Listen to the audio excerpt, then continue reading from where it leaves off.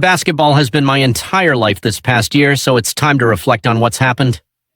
My college career ended so fast I barely had time to process it.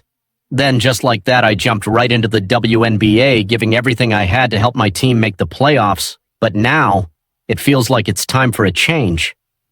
The basketball world is buzzing because Caitlin Clark just made a major announcement, and it's shaking things up.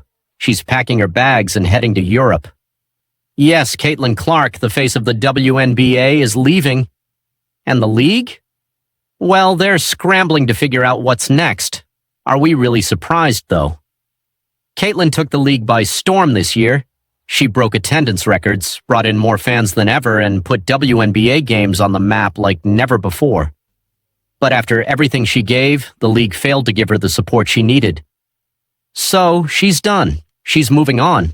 Let's break down what's really going on here and why Caitlin's move is such a big deal. Caitlin Clark, the star of the WNBA in 2024, has officially called it quits on the league, not to join another team but to head overseas. When the news dropped, the internet exploded. And why wouldn't it? After a rookie season where she dominated game after game, it seemed like the world was at her feet. But behind the scenes, things weren't as rosy. Yes, the WNBA massively benefited from her success, but what did they give back? Not much. Caitlin faced intense, borderline dangerous defense. Elbows, headshots, even eye pokes. And the refs? They looked the other way. She wasn't shy about voicing her frustration either, saying, "I feel like I'm getting hammered and people are getting away with things they shouldn't." But that wasn't even the worst of it. Caitlin, as a white player in a predominantly black league, faced racial harassment too. Both players and fans made racially charged comments, but the WNBA? Silence. No statements, no investigations, nothing.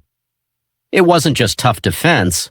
Caitlin was up against a toxic environment, and the league didn't seem to care.